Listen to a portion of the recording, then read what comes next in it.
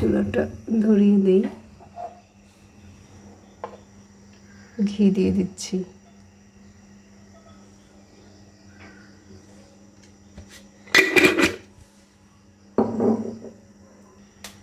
রসুন কুচি,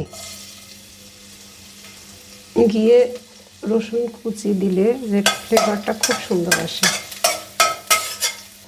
এক কাজের মধ্যে আর এক কাজে গেলে যা হয়, রসুনটা একদম পুড়েই গেছে।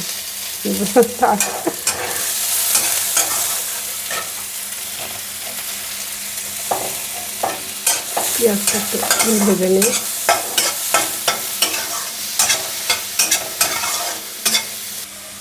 লবণ দিয়ে দিই।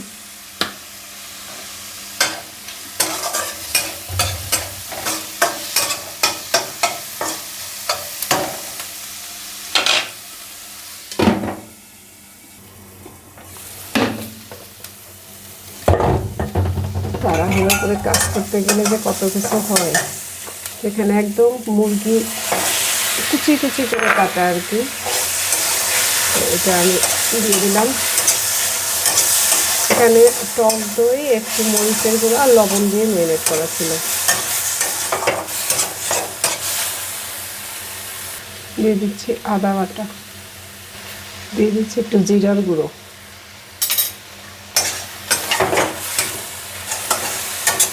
লবণ দেওয়াই ছিল। এবার এটা একটু অল্প একটু পানি দিয়ে দিই, এটা একটু কষিয়ে নেব।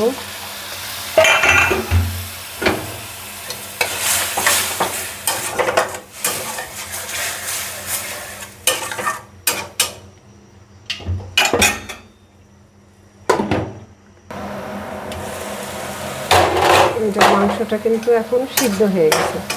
দেশি মুরগি, তাই একটু আসলে বেশি সিদ্ধ করতে মানে সময় লাগে। এবার দিয়ে দিচ্ছি এটা বাদশা ভোগ চাল,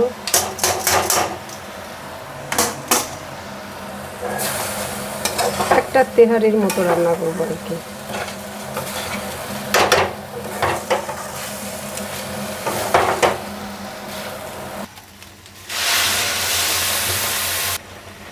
গরুর দুধ দিয়ে দিচ্ছি। ব্যাস, এবার আমি মেপে পানি দিলাম। 2 কাপ চাল দিয়েছিলাম, তাই 4 কাপ পানি দিয়ে দিলাম, আর হাফ কাপ গরুর দুধ দিয়ে দিছি।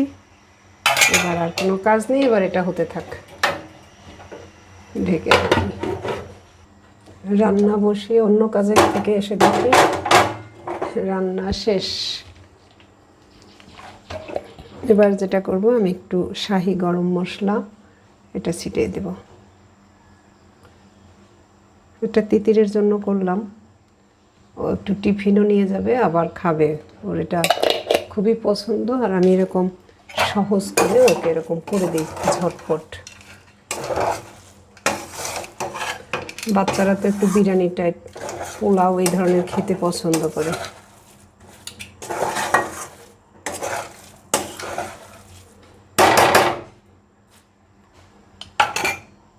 কিছুক্ষণ দমে রাখবো, রান্না শেষ।